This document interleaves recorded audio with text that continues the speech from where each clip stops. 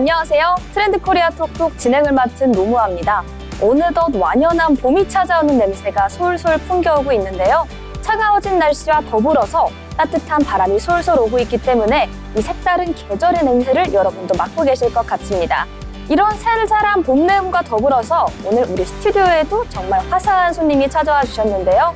오늘의 트렌드 코리아 톡톡도 역시 가까이톡으로 시작해보려고 합니다. 오늘의 가까이톡 주인공 가수 문초희와 함께합니다. 어서 오세요. 안녕하세요. 낙엽이 한입 두입 떨어지는 가을밤에. 네, 봄이 오는 소식과 함께 문초희 가수와 함께 오늘의 가까이톡 시작해보려고 하는데요. 먼저 시청자분들께 간단히 소개 부탁드리겠습니다. 네, 안녕하세요. 10시 50분으로 열심히 활동 중인 트롯 깨꼬리 문초희입니다. 반갑습니다. 안녕하세요. 타이틀곡 제목이 심상치 않아요. 10시 50분. 네, 어떤 맞습니다. 의미가 있는지 궁금한데 그 10시 50분이라는 곡을 자세히 알아보기 전에 먼저 가수 문초희에 대해서 알아보는 시간 가져보려고 합니다. 제가 프로필을 살짝 봤는데 정말 이력이 정말 화려하시더라고요. 네.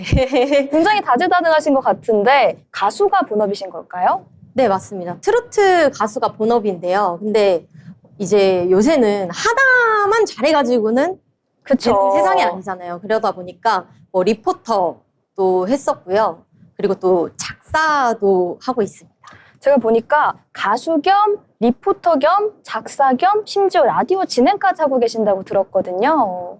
진행은 네. 그렇게 이제 MC님처럼 잘하지는 않고요. 네. 그냥 했었습니다. 어쨌거나 이 N잡 시대에 정말 살아남기 많은 자질을 갖고 계신 것 같은 가수 문초희와 오늘 함께 해보도록 하겠습니다. 또 신기한 점이 이제 판소리와 낚시 그리고 요리까지 취미로 갖고 계시다고 하는데 가장 큰 취미는 무엇일까요? 저는 일단 낚시를 정말 좋아해요. 그래서 낚시 리포터도 1년 반 정도 했었거든요. 네. 그 낚시 TV 리포터로 활동을 하신 걸까요? 네. 어, 낚시 리포터를 1년 반 네. 했었죠. 배를 타고 네. 이제 직접 잡은 거를 회로 떠서 먹기도 하고. 네. 약간 이런 새로운 경력들을 많이 갖고 계시기 때문에 이 경험들이 노래에 묻어나서 또 매력적인 보이스를 갖게 되신 게 아닐까 이런 생각이 드는데요. 그럼 먼저 가수가 된 계기를 한번 여쭤보고 싶습니다. 가수가 된 계기는 제가 어릴 때 국악을 전공을 했었어요. 그래서 국악을 전공하다가 이제 대학을 가지 않겠다. 그때는 이제 생계형으로 직장 생활을 했었어요. 동물병원, 카페, 약국, 백화점, 공장, 서빙 진짜 많은 일들을 하다가 어머니께서 더 늦기 전에 너가 좋아하는 일을 해보는 게 어떠냐. 너가 잘할 수 있는 일을 했으면 좋겠다. 더 늦기 전에 라고 하셔가지고 좀 뒤늦게 트로트 가수에 데뷔를 하게 됐습니다. 혹시 그럼 그 시점이 언젠지 여쭤봐도 괜찮을까요? 제가 이제 딱 30살 되던 시점이었어요. 그리고 그때가 막 코로나가 이제 터진 시점이어가지고 네, 그때 그렇게 그냥 진짜 갑자기 뭔가 저는 제가 가수를 데뷔해야겠다 이런 생각을 사실 평생 해본 적이 없거든요. 근데 그냥 진짜 그냥 갑자기 하게 됐어요. 근데 30살에 데뷔를 하셨다고 했는데 너무 동안이셔서 저는 사실 제 또래라고 생각을 했거든요. 감사합니다. 그럼 이제 데뷔를 하고 활동을 하신 지는 얼마나 되셨을까요? 지금 올해 이제 4주년이에요. 그래서 다음 주에 이제 팬분들과 네. 팬미팅을 앞두고 있거든요. 그래서 벌써 내가 데뷔한 지 4주년이 됐구나 이런 생각을 하고 있습니다. 약간 경사스러운 순간 직전에 마침 저희 방송에 나와주셔서 팬미팅 하시면서 저희 방송 같이 보시면 팬분들이 너무 즐거워하실 것 같은데요. 그렇다면 궁금한 점이 가수가 된 계기가 어느 날 갑자기 데뷔를 하게 됐다 이렇게 네. 말씀을 해주셨는데 그 이야기를 조금만 자세히 들어보고 싶거든요. 그냥 진짜 갑자기였어요. 엄마가 이제 해봤으면 네. 좋겠다라고 넌지시 말씀을 하셔서 그럼 가수를 어떻게 데뷔해야 되지 생각하다가 이제 도전 꿈의 무대라고 네, K 프로그램에 이제 모닝마당에 제가 나가게 되면서 지금의 회사 대표님을 또 만나게 됐어요. 그래가지고 대표님께서 같이 한번 일해보지 않겠느냐라고 하셔서 근데 저희 대표님이 사실 원래 가수셨거든요. 그래요? 가수 마아성이라고 오. 근데 이제 지금은 작곡가 겸 이제 제 문초이 매니저 네. 겸 이제 하고 계세요. 그래가지고 그냥 진짜 갑자기 시작하게 됐어요.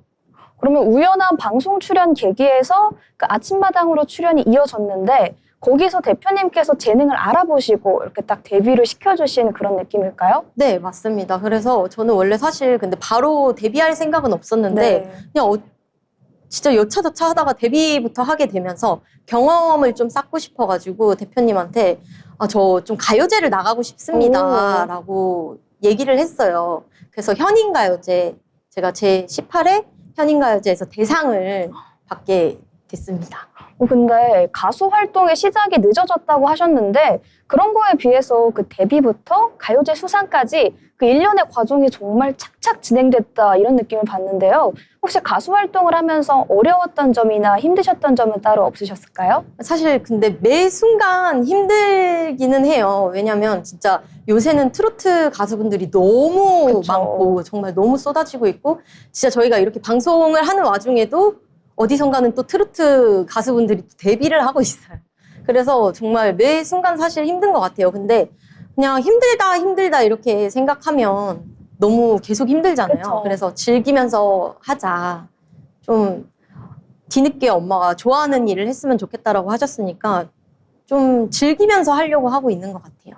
뭐든지 즐기는 자가 인류다 이런 말이 있지 않습니까? 네. 왜 뒤늦은 데뷔였고 여러 가지 우여곡절도 있었겠지만 이 긍정적인 에너지와 기운으로 밝게 헤쳐나가고 계신 가수 문초희와 함께하고 있습니다. 그럼 궁금한 점이 가수의 데뷔가 늦었잖아요. 가수로서 이렇게 되고 싶다 하는 롤모델이 있으실까요? 저는 주현미 선배님처럼 되고 싶습니다.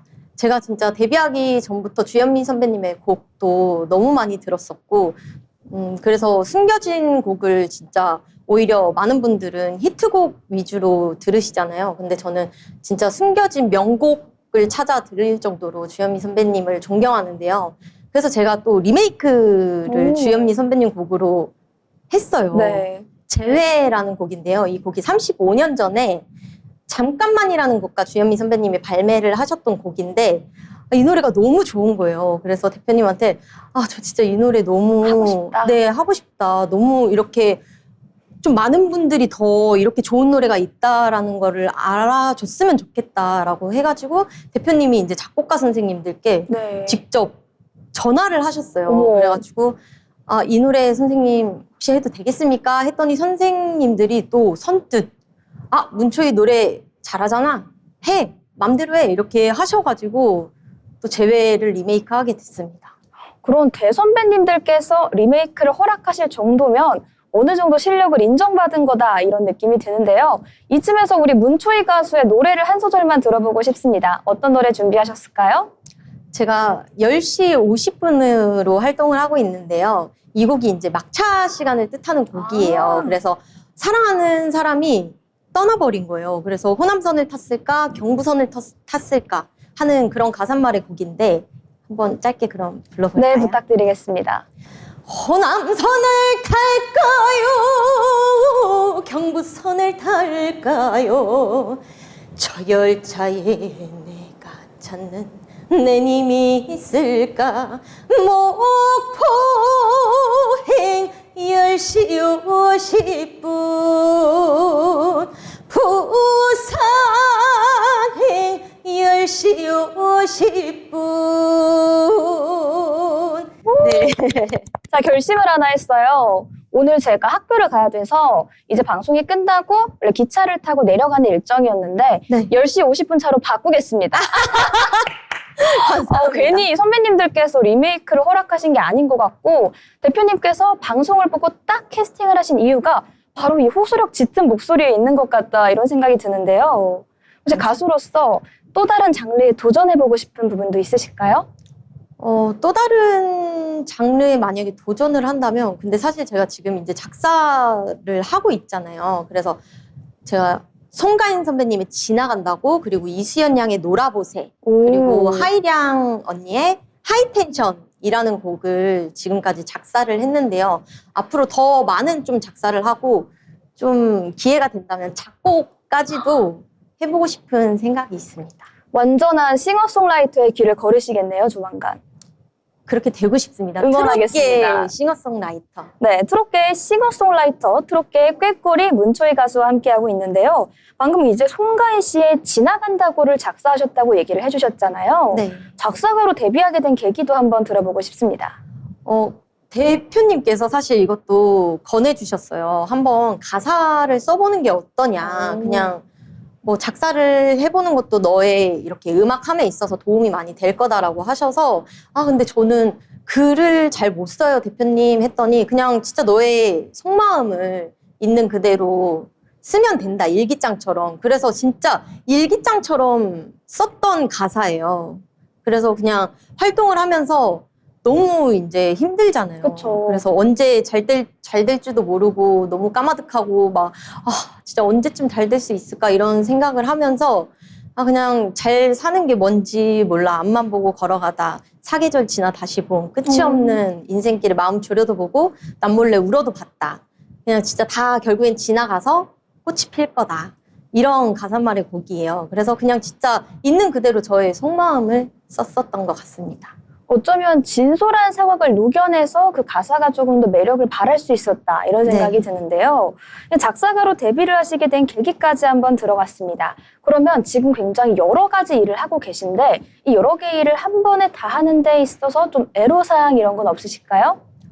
없는 것 같아요. 왜냐면 지금 저희 대표님이랑 저랑 회사에 딱 둘이에요. 네. 그래서 각자 일당백을 하고 있기 때문에 저희 대표님은 뭐 진짜 운전하는 매니저, 로드, 그리고 스케줄 잡는 매니저, 또 대표님, 또 작곡, 모든 걸 또 다 하고 계시고, 저도 뭐 회사에 이제 뭐 장부 이런 거 정리도 하고, 저도 이제 다역을 하고 있기 때문에. 네. 근데 뭐 또 이것 또한 나중에 경험이 돼서 잘 됐을 때 다 도움이 되지 않을까 싶어서 뭔가 고충이나 이런 건 없는 것 같아요. 정말 괜히 봄 기운 타고 찾아온 게스트가 아닌 것 같습니다. 1인 N역을 1인 다역을 하고 있지만 역시나 나에게 경험이 될 것이기 때문에 괜찮다는 이런 긍정적인 마음가짐, 오늘 우리 트렌드 코리아 톡톡 시청자분들께도 잘 전달이 되었으면 좋을 것 같은데요. 그리고 앞으로의 목표도 한번 들어보고 싶습니다. 앞으로는 좀 팬분들과 많은 시간을 좀 보낼 수 있는 시간을 갖고 싶기도 하고요. 개인적으로 또 올해 콘서트도 꼭 하고 싶습니다. 네. 그리고 좀 실력은 굵고 그리고 생명력은 길게 갈 수 있는 진짜 주현미 선배님처럼 좀 많은 대중분들께 사랑받을 수 있는 그런 가수가 되고 싶습니다. 네, 이렇게 팬분들에 대한 사랑까지 가득한 오늘 문초희 가수와 함께 했는데요. 마지막으로 자기 PR 시간 한번 가져보도록 하겠습니다. 시청자분들께 하고 싶은 말씀 있으실까요?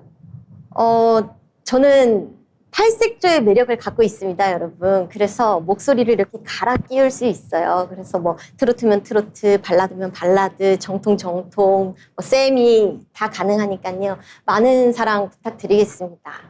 네, 우리 문초희 소식 팬카페 여러분들과 더불어 트렌드 코리아 톡톡 시청자 여러분들께서도 앞으로 우리 트로트 팔색조 문초희의 행보에 집중해 주시면 너무 감사할 것 같습니다. 오늘 이렇게 봄나람 타고 함께 날아온 게스트 문초희와 함께 했습니다. 지금까지 가까이 톡이었습니다. 감사합니다.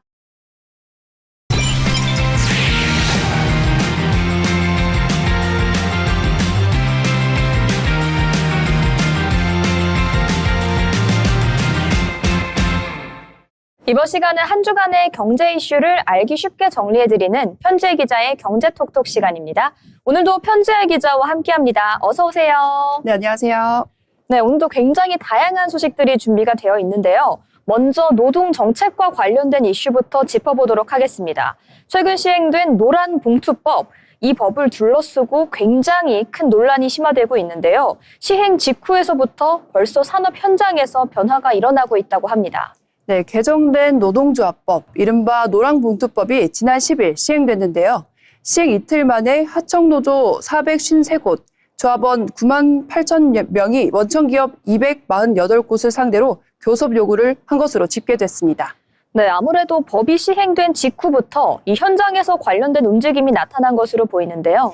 네, 첫날인 10일에는 하청노조 407곳이 원청사업장 221곳에 교섭을 요구했고 이튿날인 46개 노조가 추가로 교섭 요구에 나섰습니다.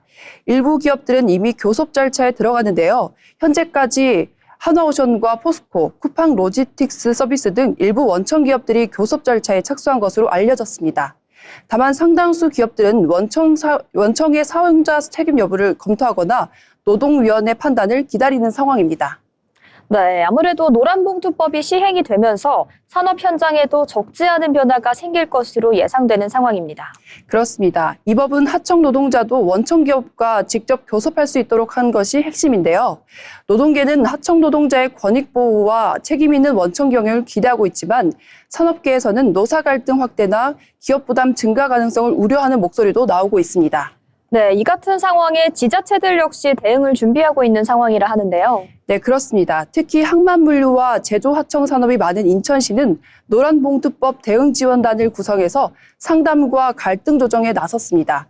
법 시행 이후 산업 현장의 변화를 관리하기 위한 선제적 대응이라는 평가도 나오고 있습니다.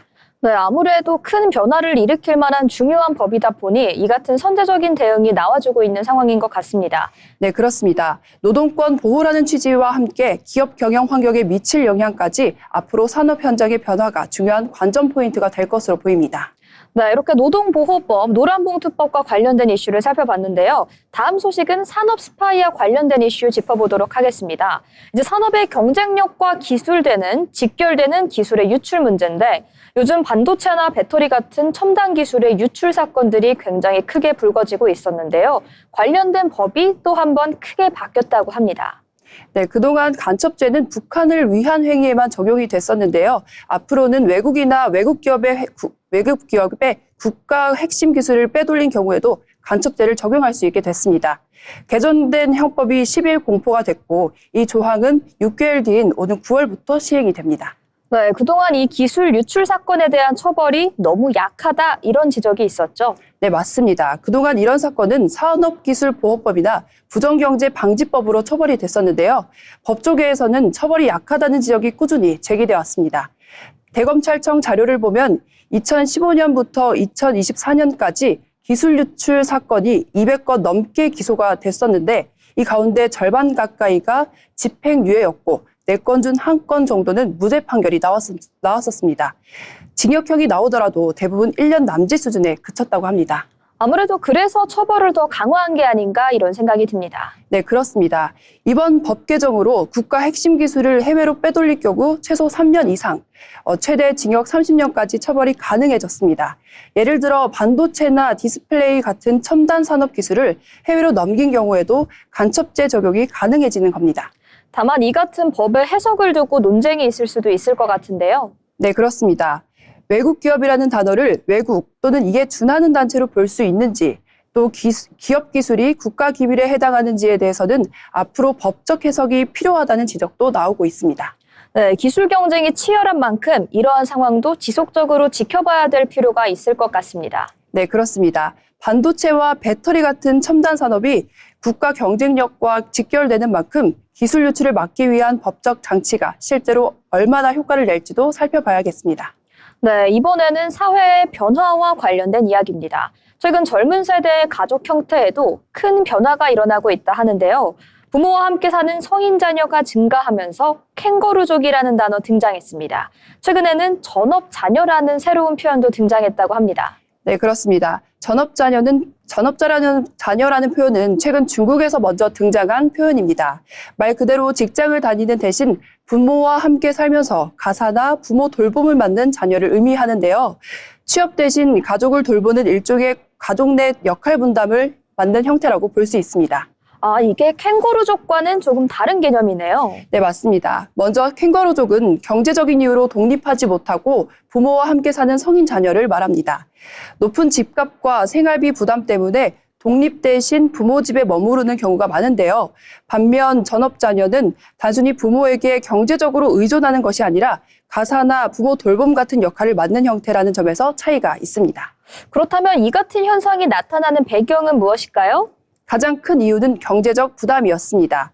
중국에서는 2023년 청년 실업률이 21%를 넘어서면서 취업 대신 부모와 함께 생활하는 현상이 나타났고 이 과정에서 전업 자녀라는 표현이 등장했습니다. 한국에서도 비슷한 흐름이 나타나고 있었습니다. OECD가 2023년 발표한 자료를 보면 한국의 경우 20세에서 34세 청년의 절반 이상, 약 52%가 부모와 함께 살고 있는 것으로 나타났습니다. 결국 경제 상황이 가족의 구조에도 영향을 주고 있는 것으로 보입니다. 그렇습니다. 과거에는 결혼과 함께 독립하는 핵가족 중심 구조가 일반적이었다면 최근에는 높은 집값과 취업 불안, 그리고 고령화 영향까지 겹치면서 다시 가족이 함께 사는 형태가 늘어나는 변화가 나타나고 있습니다. 이 때문에 캥거루족이나 전업 자녀 현상은 단순한 개인 선택이 아니라 경제 구조 변화가 만들어낸 새로운 가족의 모습이라는 분석도 나오고 있습니다. 네, 이렇게 캥거루족과 관련된 가족 구조의 변화 이슈까지 짚어봤는데요. 다음은 온라인에서 큰 화제가 되고 있는 이야기입니다. 최근에 복권 당첨 기록을 둘러싸고 온라인에서 논란이 이어졌는데요. 한 사람이 수백 번이나 복권에 당첨된 것이 아니냐, 이런 논란이 제기됐다고 합니다. 네, 최근 인터넷 커뮤니티에서는 그 전자복권 당첨 기록을 분석했다는 글이 올라오면서 관심을 끌어모았습니다. 게시글에는 알파벳 소문자 JUN과 숫자를 조합한 유사한 아이디가 계속해서 올라왔었던 건데요. 2018년부터 올해 1월까지 여러 차례 당첨 기록에 등장했다는 내용이 담겼습니다. 네, 당첨 횟수가 상당히 많다는 분석이 아무래도 이어지고 있는데요. 네, 해당 글에는 약 5년 동안 390회 이상 당첨된 것으로 보인다는 주장이 제기됐습니다.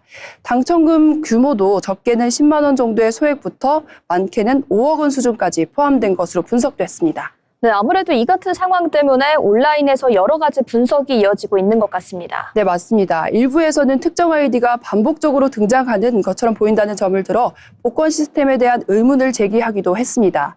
다만 복권 운영사인 동행복권 측은 당첨자 보호를 위해 아이디를 축약해 표기하고 있다는 점을 설명했습니다. 즉 서로 다른 당첨자라도 공개되는 아이디 일부가 비슷하게 표기될 수 있다는 입장입니다. 그렇다면 이 대행사 입장을 들었을 때는 단순히 그렇게 보였을 뿐이다, 이렇게도 해석할 수가 있을 것 같은데요. 네, 그럴 가능성도 있습니다. 또 복권은 기본적으로 확률에 따라 당첨이 결정되는 구조이기 때문에 소액 당첨이 여러 번 발생할 수 있습니다. 다만 온라인에서는 여전히 확률적으로는 가능한 일이지만 그 가능한 일이냐는 의문이 제기되는 등 논란이 이어지고 있는 상황입니다. 네, 이 같은 논란이 이어질 수밖에 없는 상황이다, 이런 생각이 드는데 사실 이게 처음은 아니죠. 그렇습니다. 과거에도 특정 판매점에서 당첨자가 여러 번 나오거나 당첨 패턴이 특정 지역에 집중되는 것처럼 보인다는 이유로 복권 시스템을 둘러싼 논란이 제기된 사례들이 있었습니다. 이 때문에 복권은 확률 게임이지만 당첨 기록이 예상 밖의 패턴을 보일 때마다 투명성과 신뢰성에 대한 논쟁이 반복되는 모습입니다. 네, 이 복권이 대한민국 국민들의 소확행이다, 이런 얘기도 있는 만큼 조금 더 투명하고 공정한 시스템이 필요할 것으로 보입니다. 지금까지 편지혜 기자와 함께한 경제톡톡이었습니다.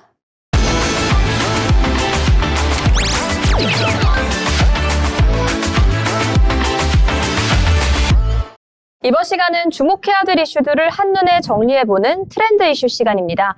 오늘도 염지연 아나운서와 함께합니다. 어서 오세요. 안녕하세요. 네, 이제 국정과제이기도 한 주 4.5일째 근로자의 삶에 어떤 변화를 일으킬지 염지연 아나운서와 함께 알아보도록 하겠습니다.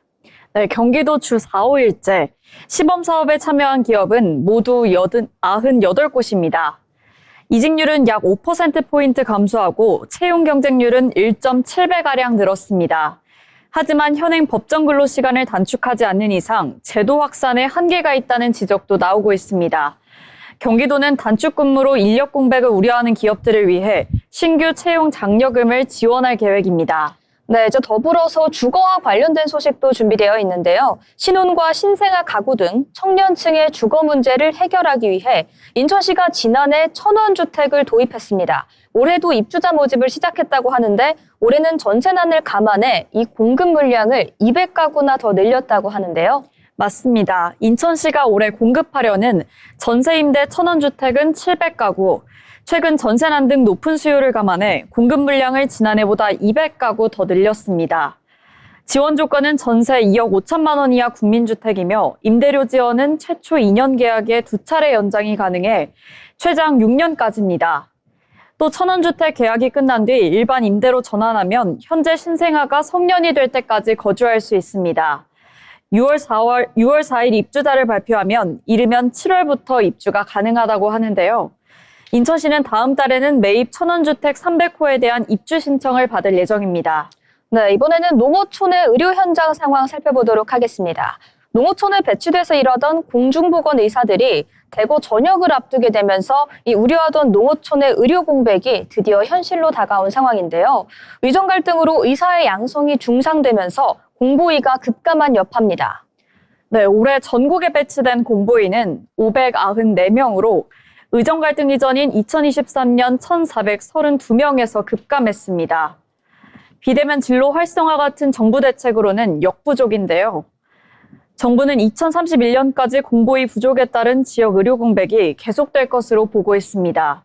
네, 이제 단순한 의정 갈등이 아니라 이제 주민들의 삶에 영향을 주는 문제로 번져나가고 있다 이런 생각이 드는데요.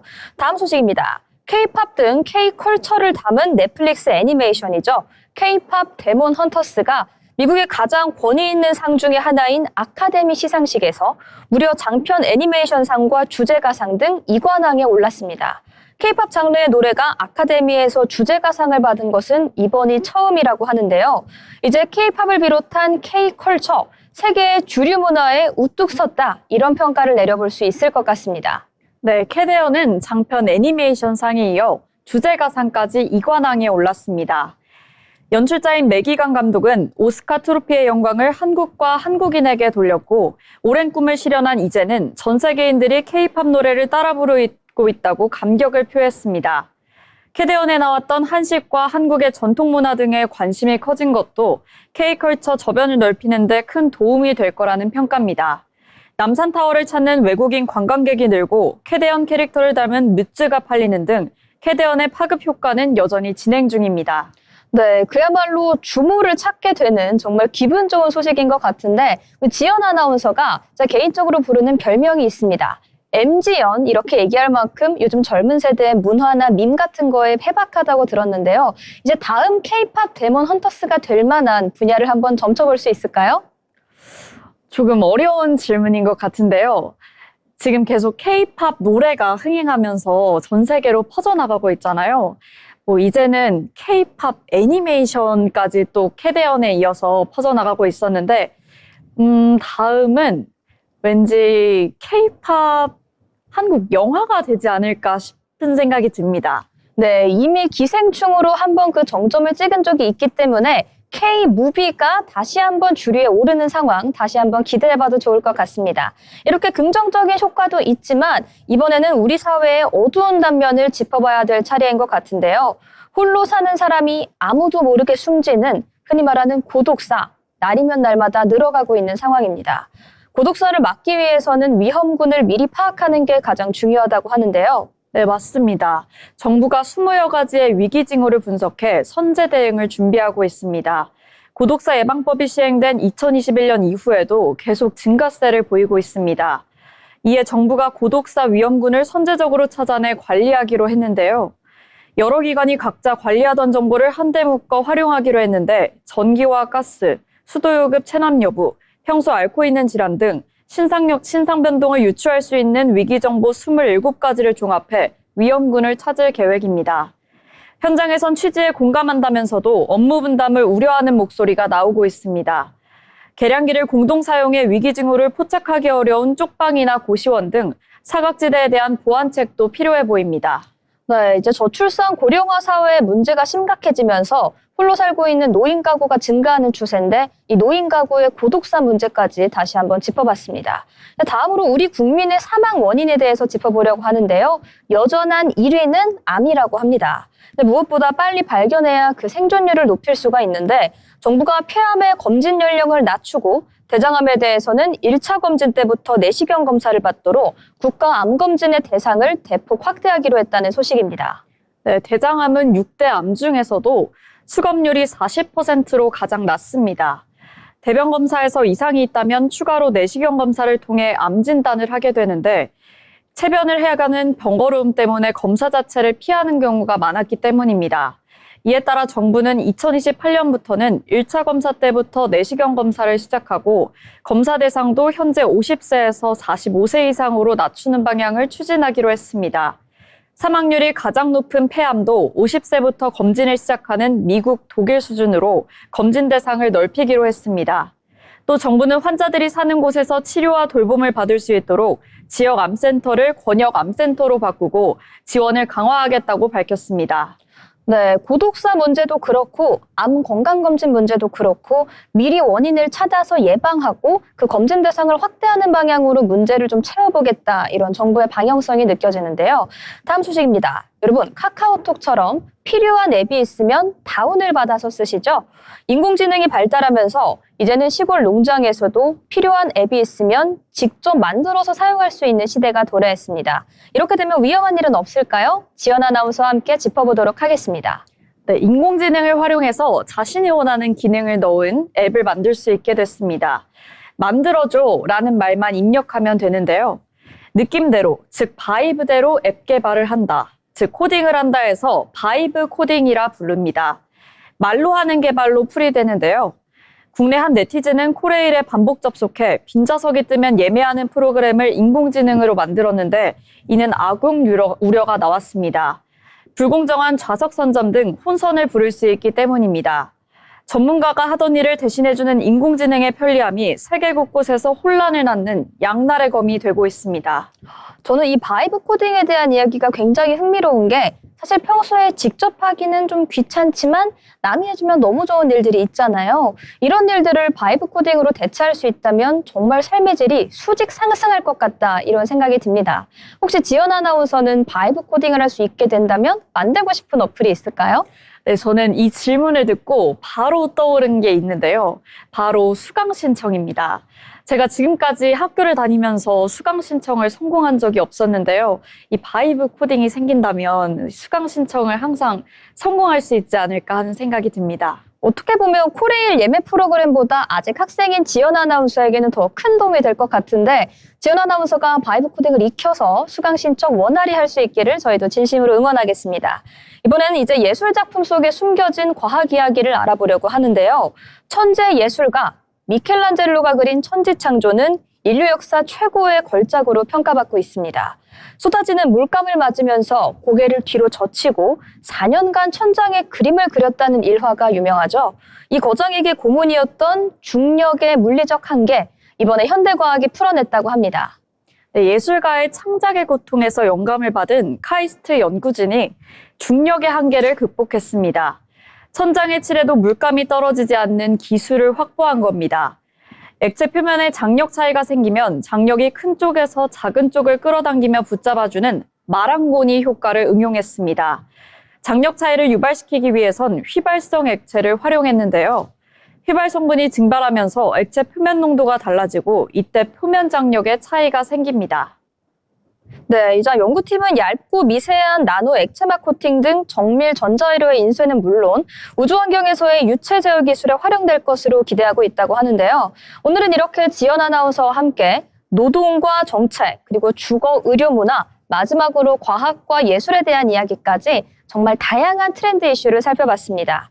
빠르게 변화하는 사회 속에서 제도와 기술, 그리고 문화까지 우리 삶 곳곳에서 적지 않은 변화가 나타나고 있는 요즘이죠.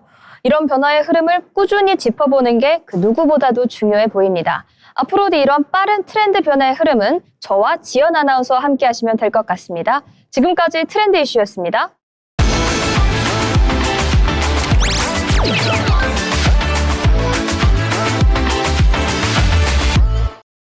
경제 흐름을 통해 우리의 일터를 들여다보는 시간, 경제로 보는 일터입니다. 전기가 병목이다. 요즘 산업 현장에서 자주 들리는 말인데요. AI 산업과 데이터 센터, 전기차 생산, 반도체 공장처럼 전력을 많이 사용하는 산업이 빠르게 성장하며 전기 수요도 크게 늘고 있습니다.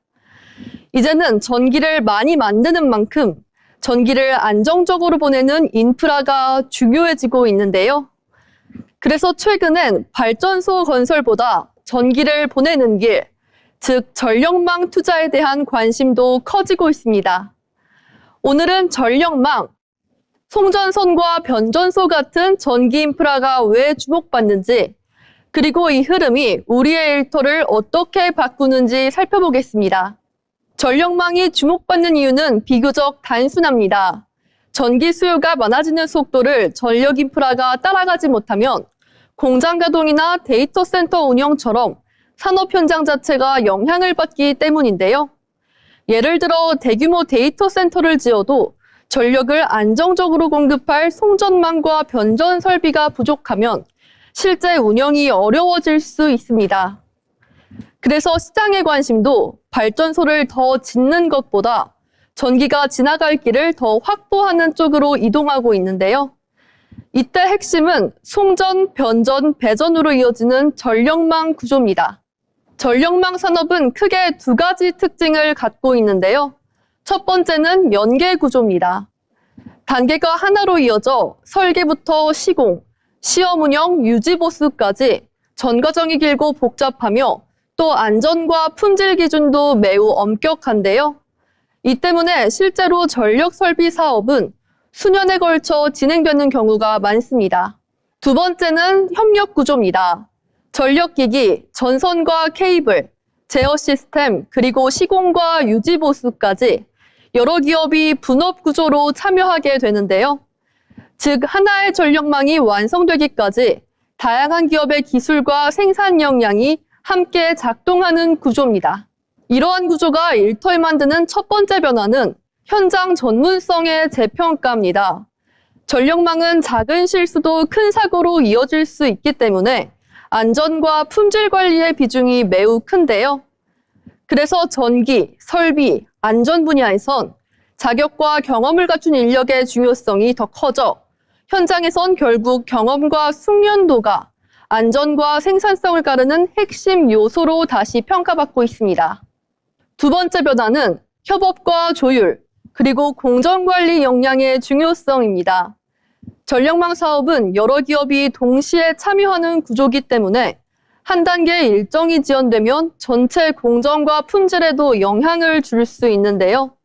일정과 공정을 체계적으로 관리하는 업무 방식도 중요해 현장에서는 기술뿐 아니라 협력 조율과 관리 역량도 점점 더 중요한 능력으로 떠오르고 있습니다. 정리해보면 전력망 투자는 단순한 인프라 확장을 넘어 산업 현장에 일하는 방식과 인력 구조에 큰 변화를 주고 있습니다. 지금까지 경제로 보는 일터였습니다.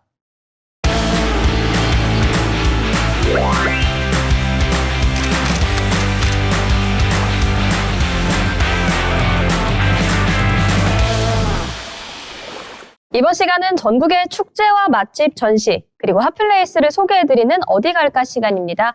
오늘도 전승현 아나운서와 함께합니다. 어서 오세요. 안녕하세요. 승현 아나운서, 오늘은 또 어디로 떠나볼까요? 네, 최근 한 영화가 개봉하면서 한 역사적인 장소가 다시 주목받고 있는데요. 조선의 비운의 왕 단종의 이야기를 담은 영화 왕과 사는 남자입니다. 영화 속 배경으로 등장한 장소가 강원도 영월에 실제로 남아있다고 하는데요. 강물이 세 방향에서 감싸고 울창한 소나무 숲이 둘러싼 곳이죠.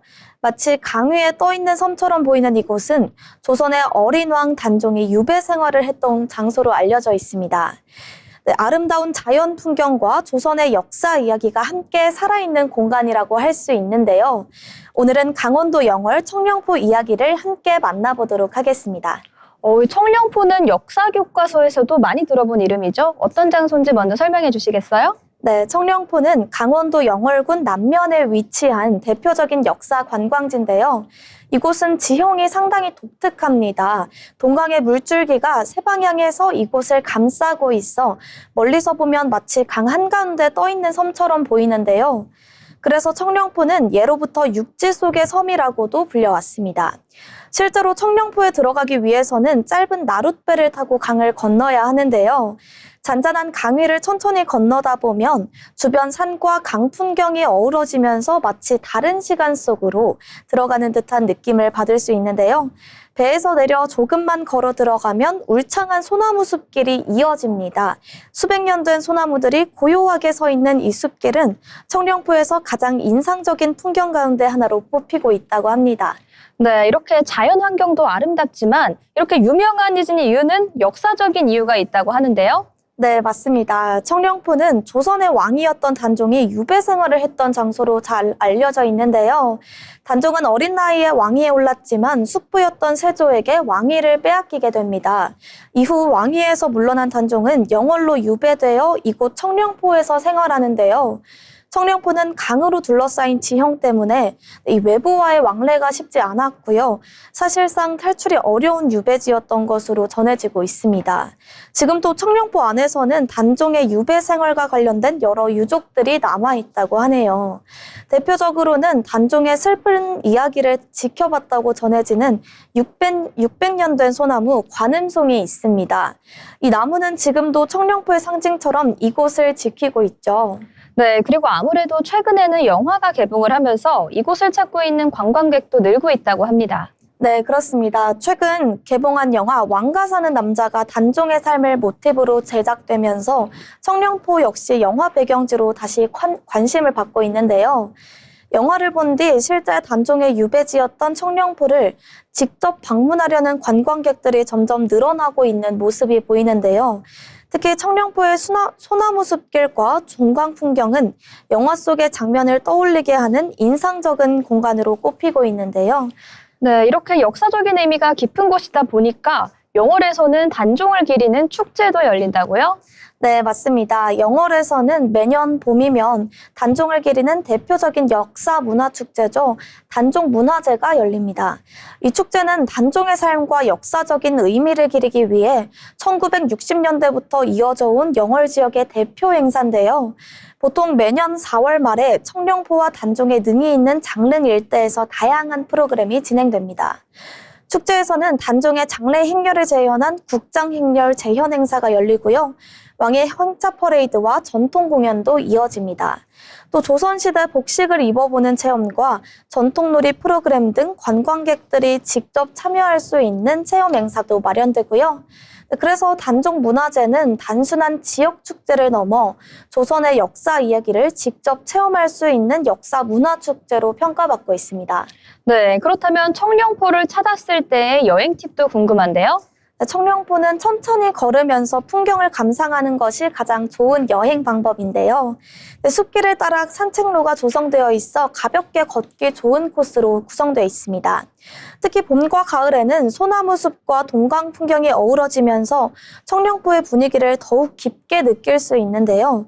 또 배를 타고 강을 건너 들어가는 과정 자체가 청령포 여행지의 또 다른 즐거움으로 꼽히고 있습니다.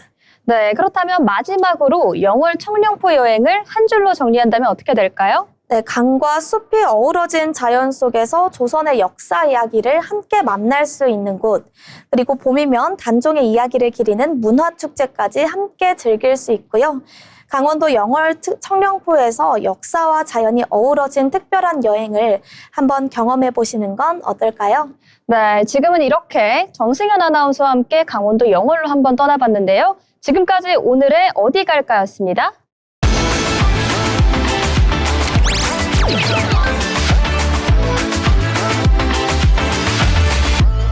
알아두면 쓸데있는 정보를 알려드리는 알쓸정 시간입니다.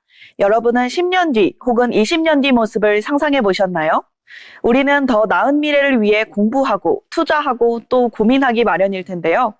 그런데 혹시 미래의 가족을 만날 수 있는 건강에 대해서는 얼마나 생각해 보셨나요? 그래서 오늘 알쓸정에서는요, 미래를 위한 가장 솔직한 기록, 가입력 및 난임 지원 정책에 대해 알려드리겠습니다. 최근 가입력 관련 지원이 훨씬 세밀해지고 있습니다. 기존 정책들이 주로 시술비 위주의 사후 지원이었다면 이제는 건강검진처럼 미리 몸 상태를 체크하는 예방 단계부터 국가가 적극적으로 나서고 있습니다. 먼저 가입력 검사 비용 부담이 줄었습니다. 여성의 경우 난소 나이를 확인하는 AMH 검사와 부인과 초음파를 받게 되는데요. 보통 15만 원에서 많게는 20만 원의 비용이 든다고 합니다. 가입력 검사의 경우 증상이 없으면 보험이 안 되는 비급여 항목에 포함되는데요. 이때 국가로부터 최대 13만 원을 지원받을 수 있습니다. 남성의 경우 정자의 활력을 보는 정액검사가 보통 5만 원에서 8만 원 정도 하는데요.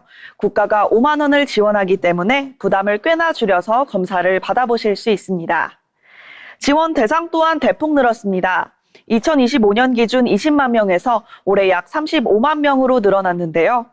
결혼 여부와 상관없이 만 20세에서 49세 남녀라면 누구나 신청 가능하고 생애 주기별로 총 3번까지 지원받을 수 있어 정기적인 관리가 가능해졌습니다.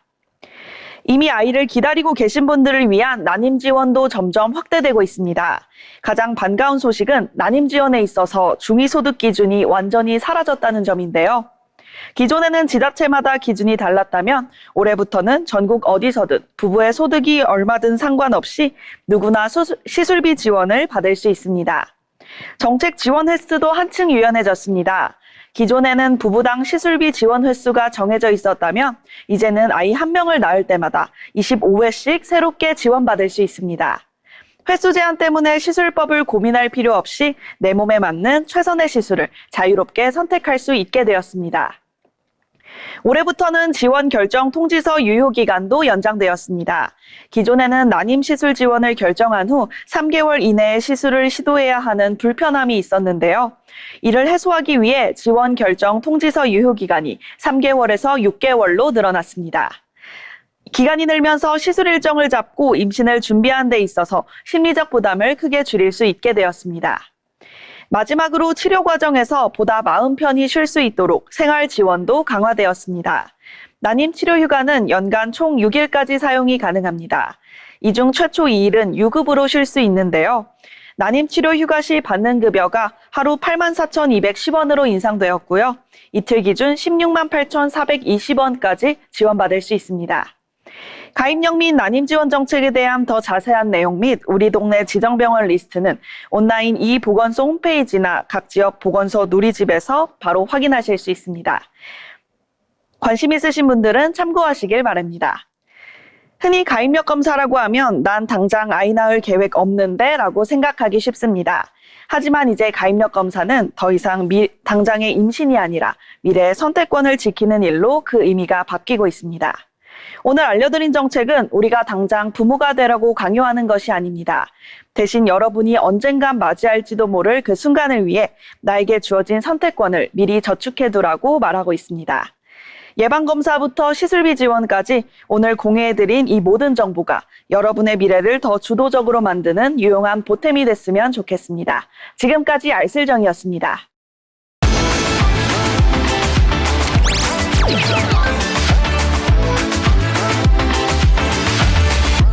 네, 트렌드 코리아 톡톡. 저희가 오늘 준비한 내용은 여기까지입니다. 이번 주에도 정말 많은 소식들이 있었습니다. 정치, 경제, 그리고 과학기술 이슈부터 강원도 영월에 관련된 즐거운 소식까지 저희 트렌드 코리아 톡톡은 언제나 여러분이 한 주를 잘 마무리하고 그 다음 주를 살아갈 수 있는 원동력을 얻으실 수 있도록 다양한 소식들을 준비하고 있으니까요. 계속해서 저희와 함께 하시면서 다음 주를 살아갈 원동력 얻어가시면 좋을 것 같습니다. 저희가 오늘 준비한 내용은 여기까지입니다. 시청해주신 여러분 고맙습니다.